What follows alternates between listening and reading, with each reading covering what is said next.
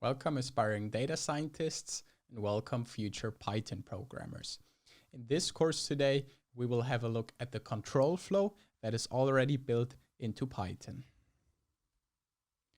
The learning goals of the control flow for this presentation are comparison operators and working with them in NumPy, then Boolean operators and working with them in NumPy. And after that, we do the conditional statements.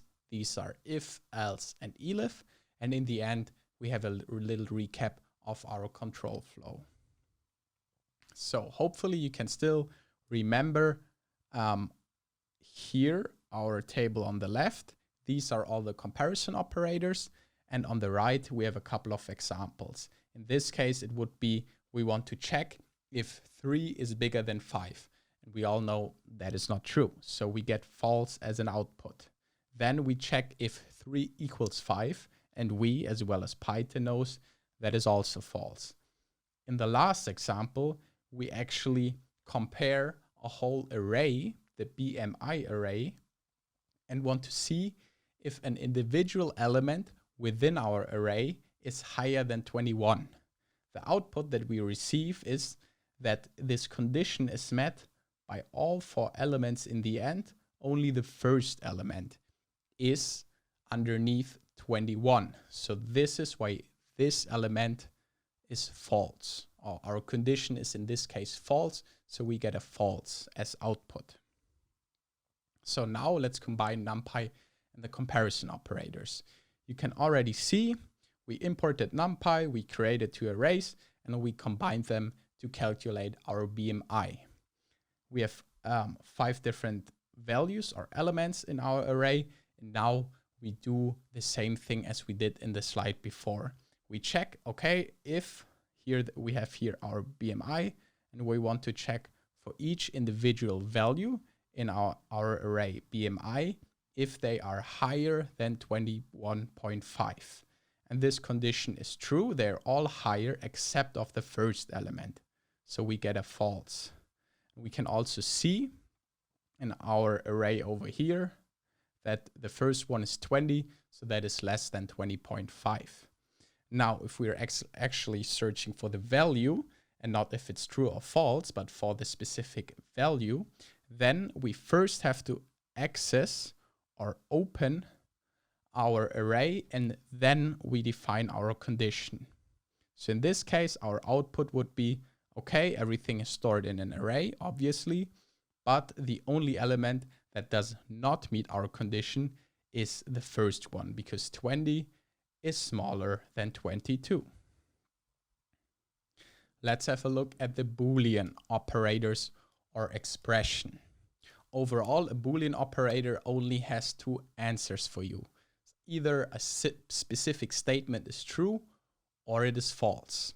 The 3 different Boolean operators or expressions are and, or, and not.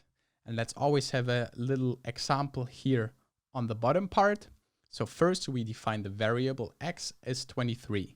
And then we want to check if x is less than 25 and if x is more than 15. So we basically put 2 conditions into the same line. And we know 23 is smaller than 25, but bigger than 15. The statement is true. So that is how you can combine 2 conditions together with the and. Now we can have a look at or, and we also have a look at our example below. And here we define again our variable x is 23. And then we want to check if x is higher than 25 and if x is lower than 25. And the output will be true again, because we know that one of the conditions is wrong, but the other one is right.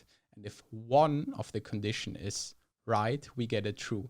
If both conditions were wrong, or is not applicable here, and we would get a false. Now the last one is not. And not is just more or less the opposite. So if something is not true, we will get false. And if something is not false, we get true. Now let's apply those Boolean operators or Boolean expressions to NumPy. We can do this easily using and, or, and not, but we just have to use the built-in function from NumPy. So that means we have to write first np.logical underscore, and then we can write our Boolean. First time, again, we want to find out if the values in our array are first higher than 23 or lower than 21. And if we print this out, we can see that the first element is false, then we have 2 times true, then 1 time false, and in the end, true again. So these is if the conditions were met or not met.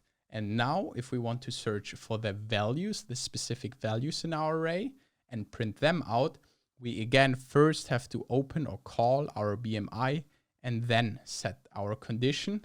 And then we can see that those 3 values over here met our condition. So this is why they are our output.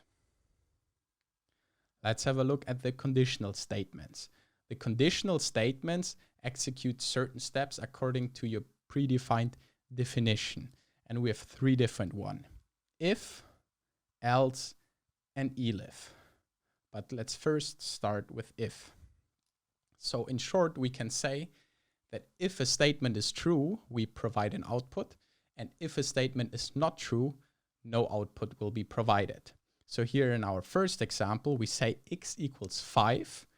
Then we set our condition. If x is the same as 5, then please do the print statement. So Python checks if the condition is right. If the condition is not right, nothing will happen. If the condition is right, we will get a print statement. Statement is true. If we look now at our example below, we say if x is bigger than 5, then say print statement is true. Obviously, we know that 5 is not bigger than 5, so our statement is wrong, and that is why we don't generate any output. Here, example 3 is a little bit more complex, but still the same logic. So if you want, you can check that at home for yourself. Now the else statement expands a little bit our condition. And in this case, we can say first, if x equals 5, we can say statement is true. But if the statement is not true, and we look here on the right-hand side, and we see if x equals 6 and x is 5 and not 6, we know that this statement is wrong. So the if statement, or the input in our if statement, will be completely ignored, and it will not generate an output. So Python jumps to the else statements because it's wrong, and then we can define here what Python should do if it is wrong. And in this case, it should print out statement is false. So if we can say if something is right, do this. If it is not right, then do what we define in else.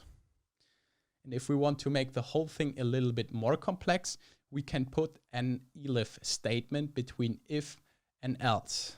So let's run through our little conditional statements over here. First, x equals 5 as our variable. Then we say if x equals 6, statement is true. We know x does not equal 6, so if will be ignored. There will be no output. Then we define elif.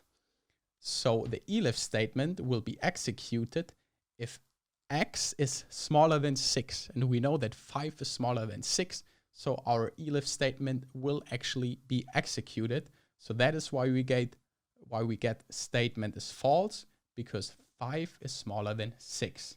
That's what I have defined here in the elif statement. If the elif statement would also be incorrect, then in the end we would jump to our else statement. So always think if, elif, else. Now what happens if our statement is actually true from the beginning? The elif part and the else part will not be executed, because Python will only check the if statement, and it sees here, okay, if x equals 5, so if 5 equals 5, then please print statement is true. Our statement is true, so the if statement will be executed, elif, and else will just be ignored.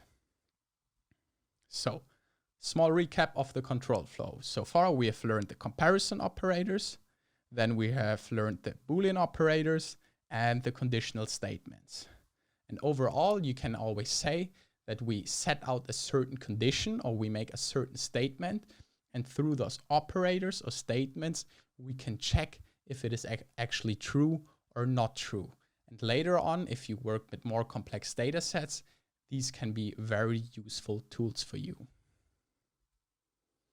The learning goals that we have achieved was working with comparison operators and Boolean operators, and also how we can use them on NumPy. And in the end, we also checked the conditional statements, if, else, elif, and we had a little recap of everything. So please don't forget to make your Jupyter assignments, and we're looking forward to see you in the next video. Goodbye.